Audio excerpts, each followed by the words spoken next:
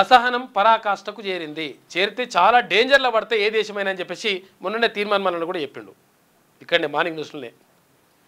ఏదైతే ప్రజల నుంచి వస్తున్నటువంటి అసహనం కానీ, ప్రజల నుంచి వస్తున్నటువంటి ఉద్యమాలు కానీ, ప్రజల నుంచి వస్తున్నటువంటి ఏదైతే భావజాలము వ్యతిరేకంగా, ప్రభుత్వానికి వ్యతిరేకంగా, లేకపోతే ఇక్కడ ఉన్నటువంటి రాజ్యానికి వ్యతిరేకంగా వస్తున్నప్పుడు అది చాలా ప్రమాదంలో పడుతుంది. కాబట్టి వాటిని, వాళ్ళ మనోభావాలని పరిగణలోకి తీసుకోవాలి. తీసుకున్నప్పుడు మాత్రమే అక్కడ మంచి జరిగేటువంటి అవకాశం ఉంటుంది. లేకపోతే ఇష్టం వచ్చినట్టుగా మేము ప్రవర్తించుకుంటూ పోతాం, రాజ్యం మా చేతిలో ఉన్నది, లేకపోతే మా రాజ్యాంగం మా చేతిలో ఉన్నది, లేకపోతే న్యాయ వ్యవస్థ మా చేతిలో ఉందని చెప్పేసి ఇష్టం వచ్చినట్టుగా ప్రవర్తిస్తే తోలు తీసి డోలు కడతారు పబ్లిక్. ఇక్కడ మణిపూర్లో జరిగింది, ఇక్కడ ఏది మన నేపాల్లో జరిగింది, అదే జరిగింది, ఇక్కడ బంగ్లాదేశ్లో జరిగింది, అక్కడ శ్రీలంకలో జరిగింది, రకరకాలుగా దేశాల్లో ఇవన్నీ కూడా జరుగుతూ ఉన్నాయి. భారతదేశానికి జరగొద్దనేటువంటి పరిస్థితి ఏమి ఉండదని చెప్పేసి మన తీర్మానం చెప్పింది. ఇప్పుడు అది ప్రత్యేకంగా కొత్త పలుకులు ఆర్కే క్లియర్గా అదే రాసిండు.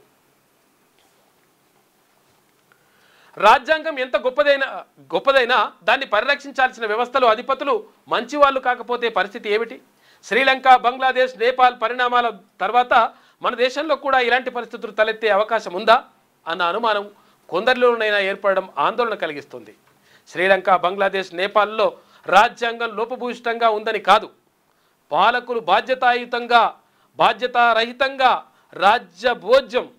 రాజ్యం వీరభోజ్యం అన్నట్టుగా వ్యవహరించడం వల్ల అవినీతి, అరాచకాలు పెచ్చురిల్లి ప్రజల్లో అసహనం పరాకాష్ఠకు చేరింది. ఇష్టం వచ్చినట్టుగా పరిశీలన, నేనేం చేస్తా, మా పిల్లలు మంచిగా బాగా బందోబస్తు చేసి ఎంజాయ్ చేస్తారు, కోట్ల రూపాయలు సంపాదిస్తాం, మేము చేసుకుంటాం, ఆస్తులు కూడబెట్టుకుంటాం, ప్రజలు మొత్తం నష్టపోవాలి, ప్రజలు మొత్తం బాధపడాలంటే తోలు తీసి డోలు కడతారు. నేపాల్ లెక్క, అక్కడ శ్రీలంక లెక్క. ఇక్కడ శ్రీలంకలో అట్లా అధ్యక్షుని ఉరికించి కొట్టిరు, ఇక్కడ నేపాల్లో అదే జరిగింది, ఇక్కడ ప్రధానమంత్రి అక్కడ షేక్ హసీనా ఉంటే బంగ్లాదేశ్లో అదే జరిగింది. కాబట్టి ఇక్కడ కూడా మనం అంతా మంచి జరగాలంటే ఏం చేయాలి? ప్రజల మనోభావాలకు అనుగుణంగా ప్రజలు ఏమైతే కోరుకుంటున్నారో, ప్రజలు ఏవైతే నిజంగా భావిస్తున్నారో దాని పట్ల మరి కరెక్ట్గా ఉండాల్సినటువంటి అవసరం, బాధ్యత అక్కడ ప్రభుత్వాలపైన ఉంటుంది.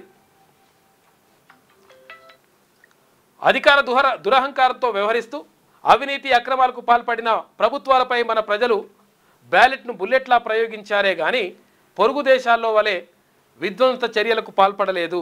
ఇందుకు మన సమాజాన్ని చూసి మనం గర్వించాలి. అయితే ప్రజలు మాత్రమే ఎల్లవేళలా విఘ్నత ప్రదర్శించాలనుకోవడం అత్యాశ అవుతుంది.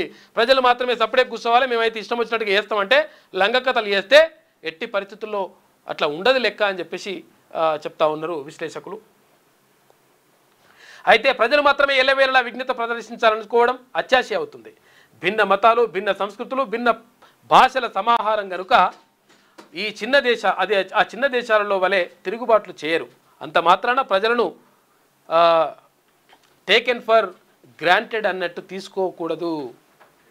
లైట్ తీసుకున్నాం అనుకో, లైట్ తీసుకుంటే మీ పని అవుతుందని చెప్తా ఉన్నారు. రాజ్యాంగబద్ధ సంస్థలతో కూడిన అవినీతి చొరబడటం వల్ల సామాన్యులకు న్యాయం దొరకని దుస్థితి ఏర్పడింది. మన దేశంలో ప్రస్తుతం ఫలానా వ్యవస్థ పటిష్టంగా, న్యాయబద్ధంగా, రాజ్యాంగబద్ధంగా వ్యవహరిస్తుందని చెప్పలేని పరిస్థితి నెలకొన్నది. చూసుకోయిగా మన దేశంలో ఫలానా వ్యవస్థ పటిష్టంగా, న్యాయబద్ధంగా, రాజ్యాంగబద్ధంగా వ్యవహరిస్తుందని చెప్పలేని పరిస్థితి నెలకొన్నది. అధికార దుర్వినియోగం పరిపాటిగా మారిపోయింది. ఈ పరిస్థితిని చక్కదిద్దాల్సిన బాధ్యత అటు పాలకులు, ఇటు రాజ్యాంగ సంస్థల అధిపతులపై ఉంది. అర్థమైంది కదా? రాజ్యాంగ సంస్థల అధిపతులు అంటే ఎవరు? ఇక్కడ గవర్నర్ కానీ, ఇక్కడ రాష్ట్రపతి కానీ, తర్వాత అక్కడ న్యాయ వ్యవస్థ కానీ. ఇక్కడ పాలకులు అంటే ఎవరు? మనం ప్రజలు ఎన్నుకున్న వాళ్ళు, వాళ్ళపైన కూడా 100% ఉంటుంది. ఇట్లా ఏకుండా మేము ఇష్టం వచ్చినట్టుగా చేసుకుంటూ పోతాం, మేము ఇష్టం వచ్చినట్టుగా నిర్ణయాలు తీసుకుంటామంటే లాస్ట్కు చింతకు కడతారు. లేని పక్షంలో శ్రీలంక, బంగ్లాదేశ్, నేపాల్లో వలె కాకపోయినా మన దేశంలో మరో రూపంలో అశాంతి ప్రబలుతుంది. కాబట్టి తస్మాత్ జాగ్రత్త అని చెప్పేసి కొత్త పలుకు రాసిండు ఆర్కే. లేటెస్ట్ న్యూస్ తెలుగు మరియు ఇంగ్లీష్ అప్డేట్స్ కోసం ఇప్పుడే క్యూన్యూస్ అఫీషియల్ యాప్ ని ప్లే స్టోర్ నుండి డౌన్లోడ్ చేసుకోండి. సరికొత్త సమాచారాల కోసం క్యూన్యూస్ వెబ్సైట్ ని ఫాలో అవ్వండి. ఛానల్లో ప్రాంతీయ, జాతీయ, అంతర్జాతీయ వార్తలు వీక్షించండి. లైక్ చేయండి.